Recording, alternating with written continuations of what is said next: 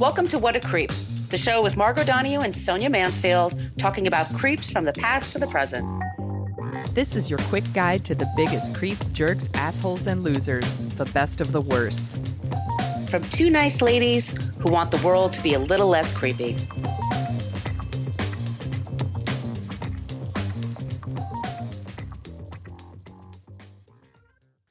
Welcome back to What a Creep. This is Margot Donahue, and my cohort in creepitude, as always, is the amazing Sonia Mansfield. Hey, Sonia. Hello, my friend. Well, hello, my friend. Thank you for coming here today, everybody. We are the podcast that talks about creeps from the past to the present. Today is a present-day creep, and he's not a horrifying creep. Sometimes we just have to take our creepiness to just a basic asshole, if you can handle that. Yeah, exactly. Yeah. That's the perfect description. He's just your basic run-of-the-mill prick. He's just a prick. So this guy. So what we do every week is one of us comes up with the creep and the other one is tasked to find up somebody, that is not a creep, and we talk about them.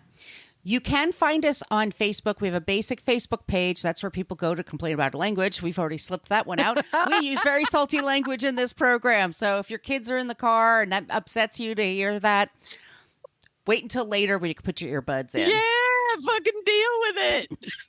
We do have a private Facebook group. You do need to answer 3 questions to get into the Facebook group. We know that a lot of you sometimes get invited by your friends and you have no idea what we are or who we are. But yeah, we do that just to keep it a nice, safe environment so people can hang out. We are on Twitter at CreepPod because somebody had What a Creep on Twitter for over 10 years and never used it. Creep.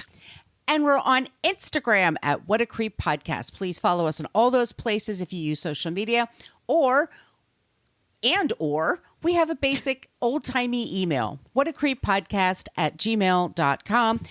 That's a great place to send us comments. We always are looking for ideas for creeps, but especially for non-creeps, and y'all are international. You're from all over the world. We love learning about creeps and non-creeps from wherever you are, or just letting us know when you listen to the show, how you listen to the show. That always makes us happy. We love it.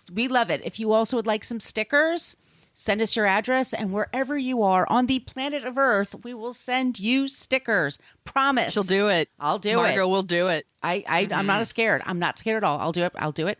Sonia, do you want to tell them about the website? Yeah, go to whatacreeppodcast.com, and it's everything you wanted to know about our podcast, but we're afraid to ask. It has a link to all of our past episodes. And if you want to dig a little deeper, you can click into each of those episodes, and it has links to all of our show notes. And we source every single thing we do. It's a great way to go like a little bit deeper on everybody that we talk about here. But we also want to give credit where credit is due. So we like to support our journalist friends that do the dirty work. There's also a link to our merch shop where you could get t-shirts, where you can get t-shirts and tote bags, journals, all kinds of awesome stuff. Go there, get the stuff. And there's a link to our Patreon page. You want to tell them about that, Margot? Yes, I just put up season 8 there. So seasons 1 through 8 are on our Patreon page. Huge assholes like Woody Allen, like the Nexium cult. We have old-timey creeps. We have all kinds of Hollywood creeps there. So it's just a place to do that. We also put out 2 bonus episodes a month. That's at Patreon, and they give you a little app you can listen to, or you can listen to it online on your computer. But it just helps us, like the things that just putting the show together, putting the software for everything, and the hosting, and the actual. We have so many subscriptions to so many sources because, like we said, we want to support media. We want to support good journalism. So that all helps with that. And I want to thank Jenny. And is it Taru or Teru? I asked for a pronunciation and she sent me to the Wikipedia page. And that's now on her because I couldn't figure it out. But she's a long time listener and very active Facebooker. And we really, really appreciate her. And, we also put out 2 bonus episodes. We do have 2 more coming out this week. I posted all of season 8 up there this past couple of weeks. So lots of good stuff up there. Yeah. Bonus episode was delayed because your girl got jury duty. And she was telling me all about it there, and things got salty in the room. Things are getting salty in the jury duty. No James Marsden, a little disappointed. But that's okay. Maybe next week. We'll see. Hopefully I'll get dismissed soon. They're going to find out I host a podcast called What a Creep, and they're going to be like, dismissed. But between you, oh yeah, go ahead. Sorry. Oh, no, go ahead. I was just going to say, no, you. Thank you. No, you. Thank you so much for doing that. We really appreciate it. But if money is tight, we totally understand. If you could just leave us a review wherever you get your podcasts. And I just learned this week, Sonia, Spotify is now the #1 podcast app. I was on this seminar that they hosted the other day. Good for you, Spotify. Throwing all that money around to people who didn't really deserve it. But it's a great app. I like it. We were talking off the air. We're talking Apple versus Spotify betwixt us. Yes. But they have now, when you listen to an episode, you can leave stars and you can also leave a review. So if that's a way you can reach out. But seriously, ask for a sticker, stick it on your laptop, go to the coffee shop, look like a cool person, or just tell a friend about the show. It's just a way for us. Yeah. We'll take it. Yeah. It helps us find our people, grow the audience, do all that fun stuff. Yeah. Okay. Sonia. Yeah. Are you ready? No, are you ready? Oh, I think I'm ready. I'll be your Vanna White. Okay. Are you ready to buy a vowel? I am indeed. Okay. RSTLNE. That's what they always pick at first. My friends, we are going to be talking about Pat Sajak. So let me run down the sources for you here. Business Insider, New Republic, New York Daily News, New York Post, Nikki Swift, Salon, Vice, which has a great article called Pat Sajak Has Always Been a Dick. Thank you, Vice. And their newsroom just got axed, so I wonder. I know. If that's the Sajak effect. Whoever wrote that headline, I hope they didn't lay them off because that's a good headline. Also, Washington Post and Wikipedia. Pat Sajak, of course, is best known for being the host of Wheel of Fortune. He's been hosting with Vanna White since 1981. For his work on the wheel, Sajak has received 19 nominations for Daytime Emmy Awards. He's won 3 times, which is kind of bananas to me because if you've ever seen the show, it's doesn't seem that challenging to me. But okay, It seems whatever. It's supposed to be like fantastic money. Like it's For just, sure. they throw stupid money at you. Even like the lower tiered shows are really good. Yeah.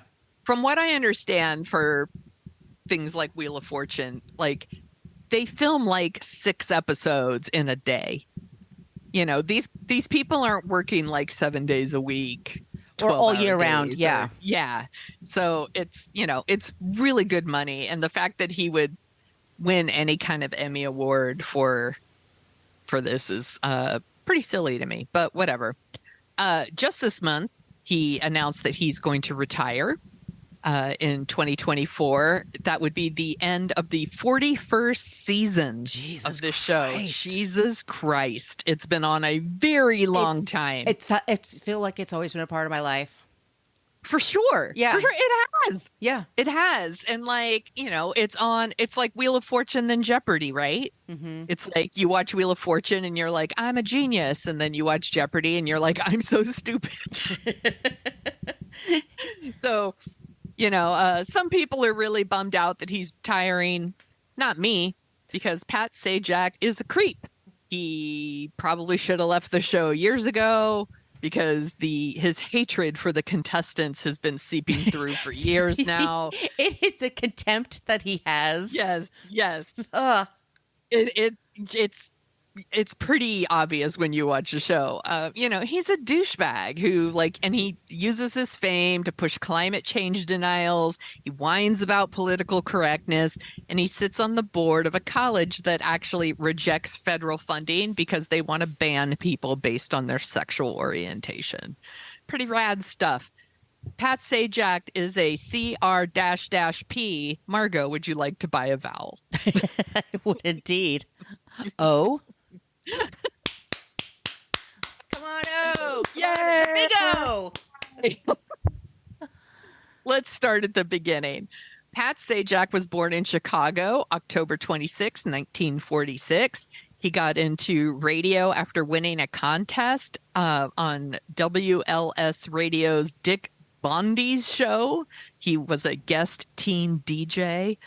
That sounds fun. Yeah, it does sound fun. He went to Columbia College, Chicago, and he got a job at a local radio station that was looking for a weatherman. Or sorry, we're looking for a newsman. My apologies. And he worked midnight to 6 a.m. In 1968, he joined the U.S. Army and he was sent to Vietnam, where he worked as a DJ on the Armed Forces radio. He took over the slot from Adrian. Oh, I was gonna ask. From Good Morning Vietnam. When Adrian left, he was the replacement, and he used to also say the whole like "Good Morning Vietnam" when he did it, but I suspect not as good. In the early 70s, he worked as a DJ for radio stations in Kentucky and Nashville. It makes sense to me, actually, that he did radio because he has that radio voice. He has that. He has a radio voice, which is nice. I mean, he has a nice. I like his voice. Yeah. Yeah. I just look the shit that comes out of the mouth. I have the problem with. Yeah. Pat Sajak to me is. I see no charisma here. Like, I'm kind of fascinated that, anyway, there's no Riz, as the kids like to say. Riz? So, Riz, charisma. Oh, thank you. I didn't know that one. Yeah, write it down. I'm going to write that down. Thanks, TikTok. Riz. So, worked in Kentucky and Nashville. The radio station had a, television sister station, and that's when they brought Sajak on screen. First, he did 5-minute newscasts, and then NBC's Today Show picked him up as a weekend substitute weatherman. That's a good after gig. that. Yeah, and then in 1977 he joined KNBC in Los Angeles, and he was doing weather, and he did weather there. And then in 1981, Merv Griffin asked Pat Sajak if he would be interested in taking over Wheel of Fortune, which was then being hosted by Chuck Woolery. Chuck Woolery is also garbage, and we will talk about him someday. We'll talk about him in 2 and 2. So Pat Sajak has been hosting Wheel of Fortune ever since. And like you said, cushy job. He makes millions of dollars. It's a good gig. It's a good gig. Honestly, Vanna White does more work than him, but whatever. She had her whole autobiography. Did you know that? She what? She had an autobiography. She had Vanna White became such a thing in the 80s. Yes. She was a huge celebrity, and she was gorgeous and seems really sweet. But yeah, she has a whole it's actually really hard to turn those letters. You got to move fast and blah, blah, blah. Now, and I'm a clumsy person, so I bet it is. She looks very graceful. I'm sure it is. Yeah. Please, I can't walk in heels and be graceful. No. Good for her. I don't know anything about Vanna White. I hope she isn't a creep, but I don't think so. I just remember that she was such a thing in the 80s, and then NBC wanted to make her an even bigger deal, and so they gave her a TV movie, and it was Goddess of Love. That's right. Vanna White. And then David Letterman would not stop making fun of this thing, and he kept using the clips all the time, and it was just Goddess of Love was it was so funny. Anyway, enough about Vanna White. So he's been hosting Wheel of Fortune since 1981. He did host a short-lived late-night talk show. Oh, yeah. Yes. It ran from January 1989 to April 1990. It little over a year. It was canceled due to low ratings. It got half the audience that Carson did. It came out the same year as Arsenio Hall, and Arsenio Hall was a surprise hit. Nobody expected Arsenio Hall's show to be huge. I used to watch Arsenio Hall stand up, and I thought he was so funny. I loved the Arsenio Hall show. Yeah, I used to watch it. Appointment viewing for me. He had the best people. Yeah, he did. And that all the cool people would go on Arsenio Hall. They would definitely not go to Pat Sajak because he's a square. They've been playing his stuff, by the way, on Howard Stern the other day. I was telling you, they played old Pat Sajak, monologue clips from that show. And it was deadly. Just not a comic he. No. No, he is not. And we're going to talk about some of his tweets in a little while. There's nothing funny about, again, no riz, no humor. Like everything about him is just fucking plain ice milk. Like there's like nothing. He's not even ice cream. He's plain old ice milk. So his show got canceled, but he continued to do like occasional other TV work. He used to guest host for Larry King. He sometimes would substitute for Regis Philbin. And then, and then in 2003, he joined Fox News. What? And because of course he did. And he did like something called Pat Sajak Weekend on Fox News. I don't even remember this. Yeah, this was like early 2000s. So while he's doing all this, he's being shitty on Wheel of Fortune. So I thought I would share a couple of the times he was just shitty to contestants. So February 2021, he introduces a contestant named Chris Brimble. And he appears to have he has like a lisp. Mm-hmm. And he's like responding to Brimble. Pat Sajak, it says, I thee instead of I see, which is fucking grow up, dude. Grow up. It's a guest on your show, by the way. This is a guest on your show. A guest on your like Wheel of Fortune that where doesn't you're make supposed any to make money unless they win. Yeah, like, and you're making fun of people with speech impediments. Like, what the fuck? Grow up, dude. This is the kind of shit that like even my 11-year-old wouldn't do that. That's like a thing a bully would do. There was another time where Pat Sajak was reading like a promo for Dick's Sporting Goods, which seriously, Dick's Sporting Goods, did you name? Yeah, I mean, Dick's. Yeah. That's where all the dicks go to get their sporting goods. Get your guns and your fishing rods. By the waders. way, clearly I'm a fucking child too, because I just made fun of Dick's Sporting Goods. Anyway, he's reading his promo, and I guess a contestant like interrupted, and he like totally chastised him on the air, and they air it on TV, which I'm like, they don't cut that shit, but they left it in there.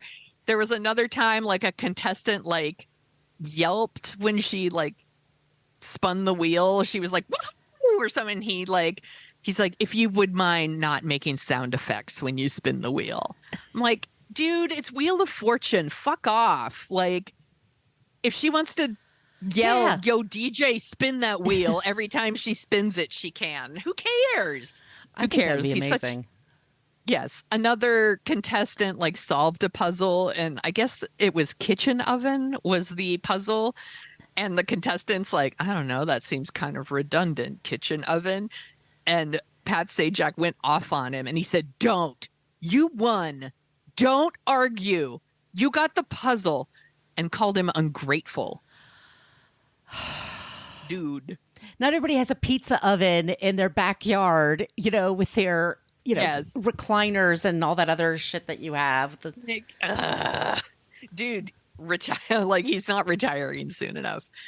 There was a time in April 20, this was just last year, he's doing his little closing banter that he does with Vanna White at the end. And by the way, you can find almost all of these on YouTube.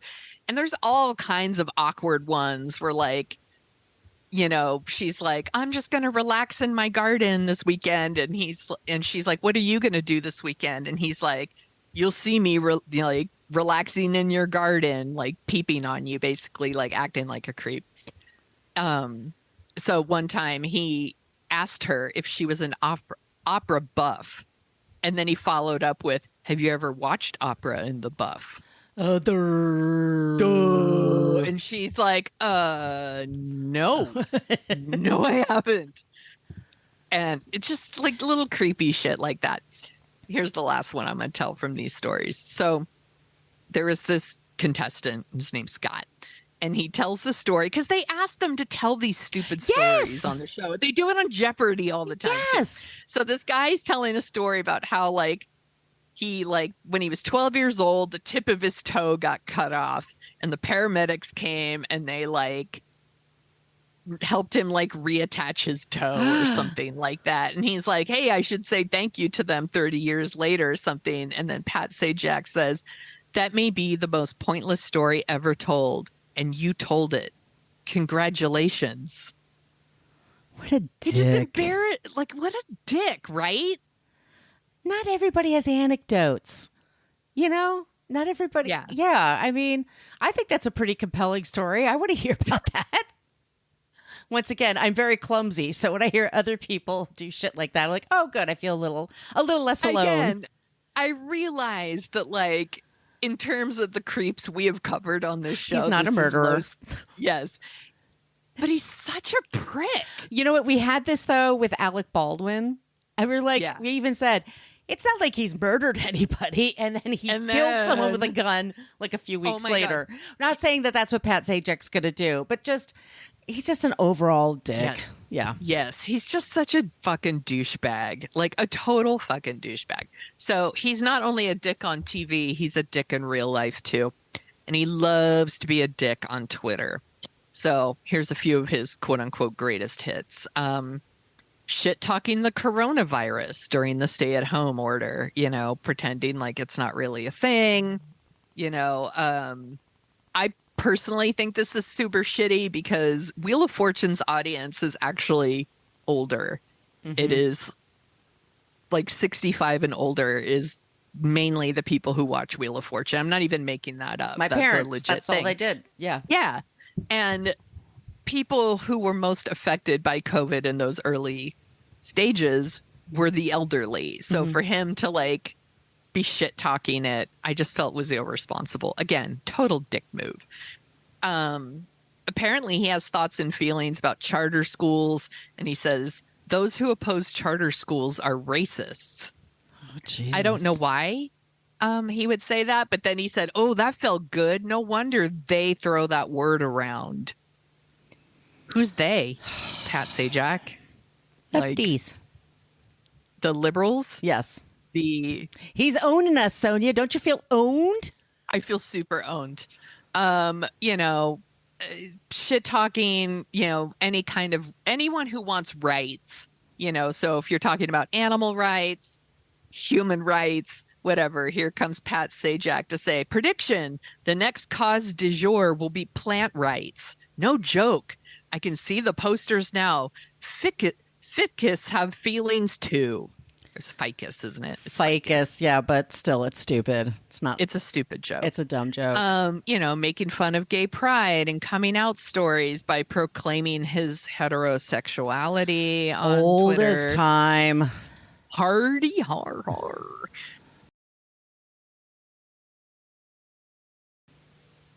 And you know, and if you go to his Twitter now, it's he deletes a lot of these tweets, by the way, right? Because he gets pushed back, and then I'm sure he gets pushed. CBS calls him and says, "Can you take that shit down, please?" Or whoever's in charge. Yeah, I know. Exactly. I don't know who's in charge there, but yeah. So you know, and if people are surprised by those shitty tweets, and I know like some of our listeners were like, "Pat Sajak's a creep," like they didn't know, but the truth is they shouldn't have been surprised. Like if you know, look some stuff up about Pat Sajak. It turns out that he actually sits on the board of trustees of a college called the Hillsdale College. It's a private, conservative, Christian school in Michigan. And it's one of the few colleges in America that does not accept any government funds because then they would be subject to Title IX requirements, like standards in, they would have to respond to sexual assaults. Right. And they wouldn't be able to ban people based on their sexual orientation. Right. So cool school. He, in 2002, gave a commencement speech at that school, and he spent most of the time bitching about Hollywood, their lack of diversity of thought, and blaming them for a bias against big business. Mm-hmm. They are big business. Yeah, I'm like, fuck off. It's filled with big business, and they just give a shit about money. That's what they care about. He's such a stupid asshole. He also serves as a board member at this like conservative institution called the Claremont Institute. And if you're like, that sounds vaguely familiar, it's because they are part of the like election denial claims that surrounded the 2020 election. One of the other like Claremont fellows is John Eastman, who did his big thing trying to help get the election overturned. At a Claremont event in 2007, Sajak delivered like a special award at a ceremony for Donald Rumsfeld. Donald Rumsfeld. Future creep, trust us. Future creep, Donald Rumsfeld. Fuck Donald Rumsfeld. Pat Sajak is also one of the financial backers of something called the Young Americas Foundation. Young Americas, Young Americas. No. Americans. No, it's not, has nothing to do with that song, unfortunately. It's a conservative youth organization that funds conservative speakers on college campuses. So you'll get people like Jeff Sessions. He's a former attorney general for Donald Trump, super racist. Stephen Miller, who worked as an advisor at the White House. Also super fucking racist. So a literal fucking Nazi. And a self-hating Jewish person. Yes. Yes.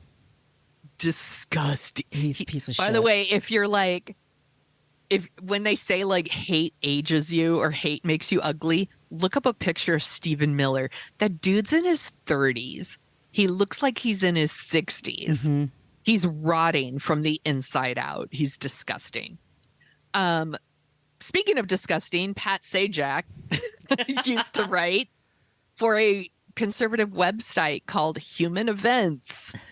He wrote there for like 10 years from 2004 to 2013. You could go there now and there's like, headlines. It's like America mourns the loss of legendary radio host and patriot Rush Limbaugh. Oh, fuck that. A lot of, how come the left isn't funny? Or, just, shit like that. He also once wrote a piece for the National Review, and he was trying to argue that public employees shouldn't be allowed to vote in elections. Super cool. Yeah. Yeah. Most recently, he was seen all over Twitter because he posed for a photo with Marjorie Taylor Greene. Again, another fucking Nazi. A Nazi. Jewish lasers. She's on the list, everybody. Don't worry. And then, honestly, that's it for him. This is the fucking end. And I'm just like, he should have retired years ago. Good riddance.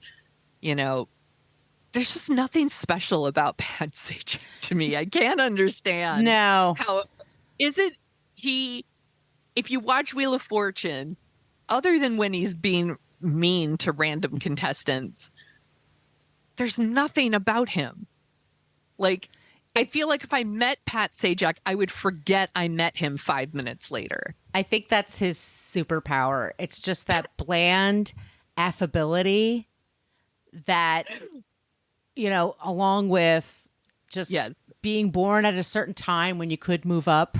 You could go without a college education and get certain jobs and just moving up the ladder and just lucking into something that's made him a multi-millionaire. But it's not, it's like I said, it's the blandness is the point. Like it's just, but that, so when there he you go. The blandness is the point. Right. So that's when he says his opinions are like, ooh, you're actually pretty shitty. Like we thought you would be a nice guy. Yeah. He seems like a nice guy from the Midwest and he's not. No, he isn't. He apparently is retiring. He's going to spend like his time, like he's going to start focusing more on that Hillsdale College, which is, all right, super shitty, which is garbage. I heard his replacement might be Ryan Seacrest, which is also tiresome. Talk about bland. Yes, right? and just tiresome in his blandness. I just think he tries so hard. Like this mayonnaise is spicy. Well, that or it's going to be Pat Sajak's daughter. What? Yeah, I haven't heard that. Yeah, I read that the other day. Like she's in the mix. Like Pat Sajak would like for her to take over, which I'm all for a woman. Yeah, doing this, but That's weird. I didn't read that one. I read Ryan Seacrest. I read that Whoopi Goldberg wants it real bad. Yeah, Whoopi wants it real bad. Like, yeah, I don't blame any of these people, by the way. That's an easy paycheck. It's a great paycheck. Like I said, it's millions. You only work a few months, out of the year, then you get a couple of months off. I mean, you're just I mean, it did for moving this the game along.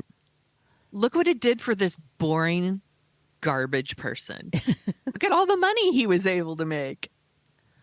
And then he was able to use it to funnel it into shitty colleges and funding garbage people to speak at college campuses to impress young, impressionable minds. Super dope. Yeah. All right. Fuck this guy. Indeed, Sonia. Indeed. Well, but before we get to our not creep, I'm just going to give you a little shout out for a new podcast. Ooh, so I love a shout out. We do love a shout out. We are both friends with Kristen Meinzer. She's from the podcast How to Be Fine and By the Book.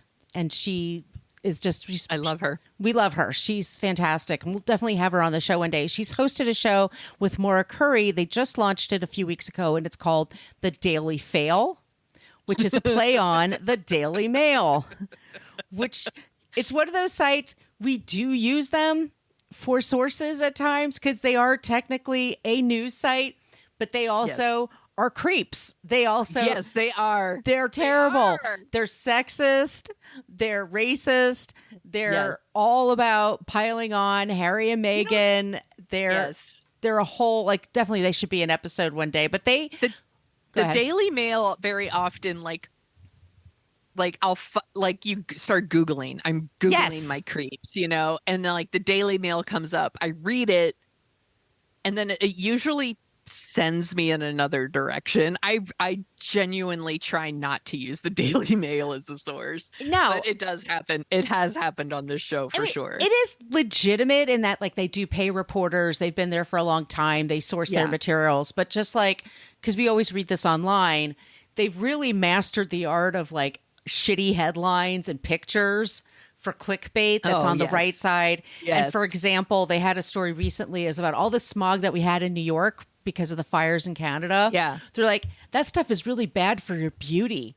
It'll make you feel, I know. And it's is that really what we're worried about? Oh no. I'm not worried about my lungs. Right. What about my face? It's in a city filled with plastic surgeons, it's not going to be a problem. We really just need, but it's that level. They're just always, The Daily Fail. The Daily Fail. That's the name of the podcast. And they say, like a creep, they're all about punching up with a sense of humor. And it's available wherever you get your podcasts. Love. All right, Sonia. Yeah. Do you want to hear about our non-creep? I can't wait. So we put in the Facebook group. We asked I said, who are your favorite talk show hosts? And we got lots of Steve Harvey. And Steve Harvey is great on The Family Feud. I during COVID, I got hooked on Steve Harvey. Every day. By the way, I see clips of Family Feud all the time on social media.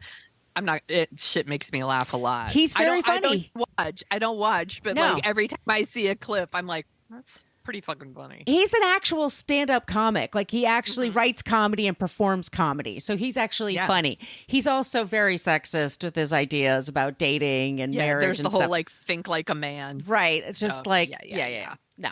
So we had him. We had a few Meredith Vieira that we mentioned, but I think we've talked about her in the past. I think so. Yeah. Alan Ludden, who was Betty White's husband, and he was Password. Richard Dawson, the original Family Feud. I don't know about that one. Who would try to make out with every single woman. Mm-hmm. When you watch that show, it's so cringeworthy because he kisses every woman on the lips. Every single woman.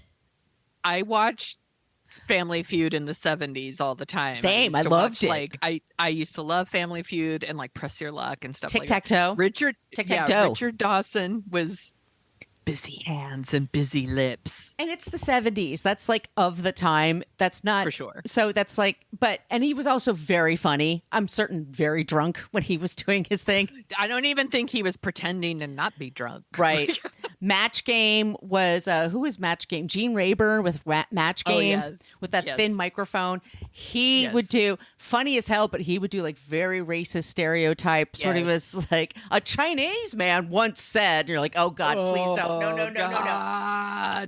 But you had Brett Summers and Charles Nelson Riley throwing shade at him, and Richard Dawson. Everybody always picked Richard Dawson. He was the best. Yes.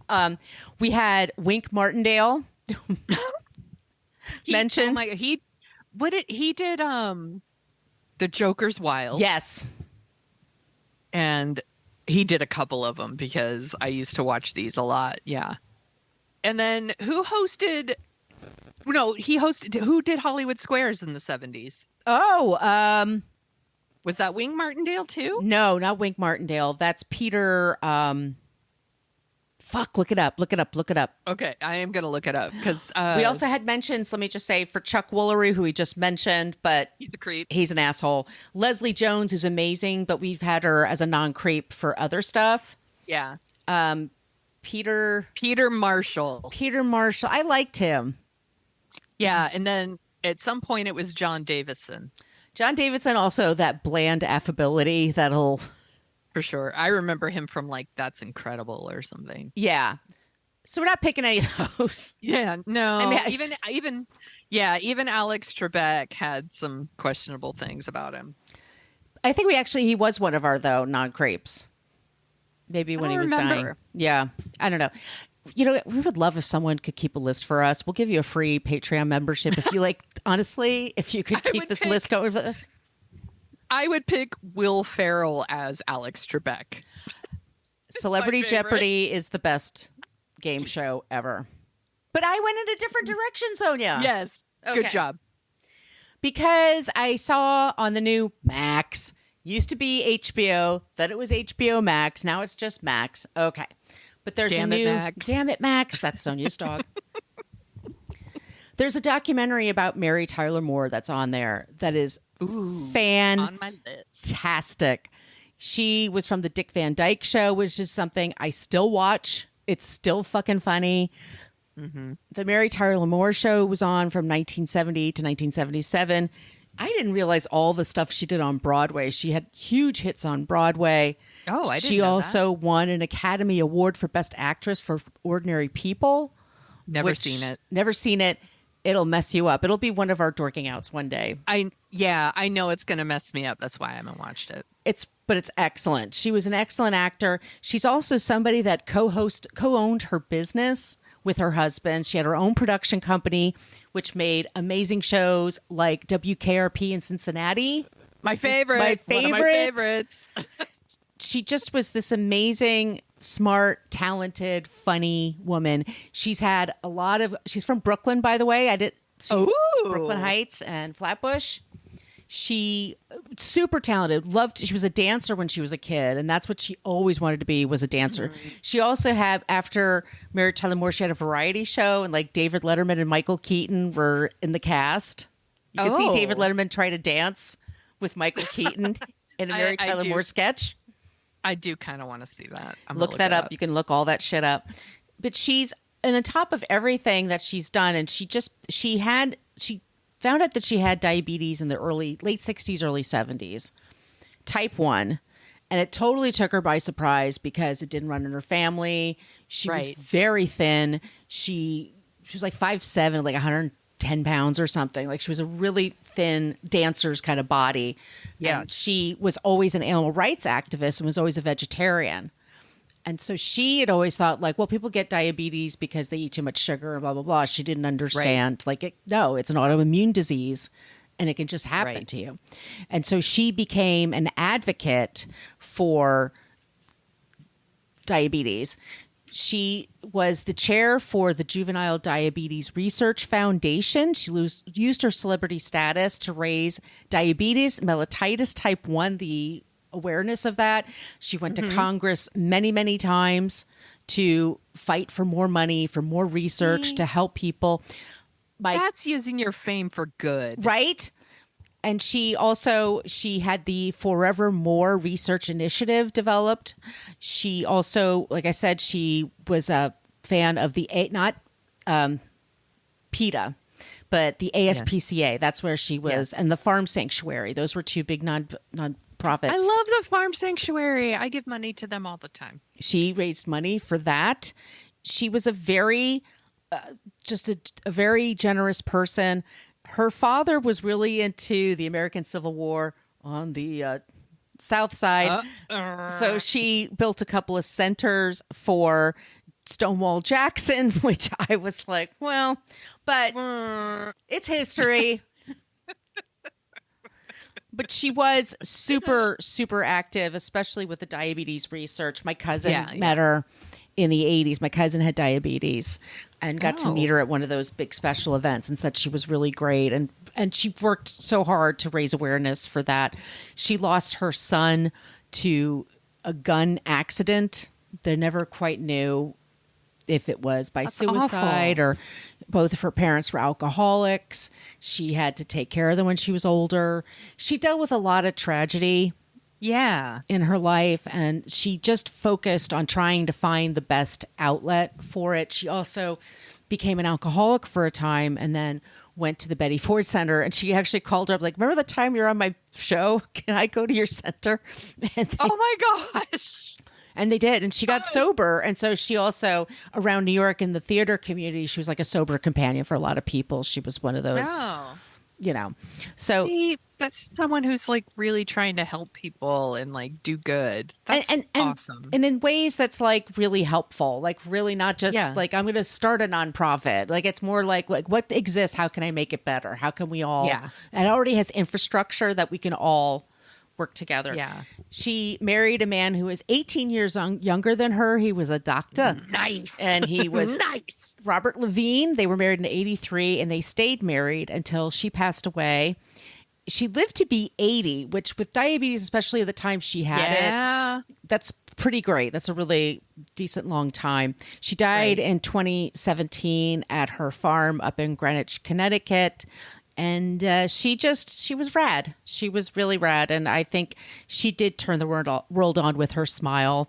She did. It was a great show that she did. And it was so inspirational to young women. It's very funny that she didn't call herself a feminist and bristled at that, but she would quote Betty Friedan in interviews. Like it's, some women just didn't like that label. Yeah, that's there's an older generation of women that feminist was painted masculine. with like, as a certain kind of brush that it's just wasn't accurate. Yeah, so there was this kind of, you bristle when people would say that. And I also think there was this idea of you get more flies with honey or something too, where it's like, I'm not going to say I'm a feminist. I'm just going to be a feminist. And I don't know. So yeah, I think that's a thing too, but that's an excellent pick. Yes. So that's our Not Creep this week, Mary Tyler Moore. All of you, thank you so much for listening. If you like the sound of our voices, we hope you do anyway, we want to get you to come over to our other show, which is called The Dorking Out Show, where we don't talk about politics so much. We just pick a movie and then we chat about it. We make fun of it or we enjoy it. We just have a really good time over there. Sonia, what's our next movie? We are going to be talking about Slapshot, which was one of Margot's picks. I don't think I've ever seen this movie in its entirety, so I'm looking forward to it. And I mean, anything with Paul Newman is okay in my book. I'm a Paul Newman freak, and I love George Ray Hill movies. I think he was a really great director. It's about this hockey team in 1977, and it's like a minor league hockey team. It's what we would say politically incorrect. It's got some racy humor. It's a product of its time, but I was surprised like how solid it was. Like joke. It was a really great movie. So I'm looking forward to it. Yeah. So it's going to be a good one. That's on the next Dorking Out. Next week we'll have I will lead the episode. I'm not quite sure who my creep is yet. I'm still deciding. But if you have suggestions, please send them to us, either the social media places I mentioned at the top of the show or via email, whatacreeppodcast@gmail.com. We do like it when you use the Annie Potts gift. We got one from Ghostbusters, but you could just use whatever you want.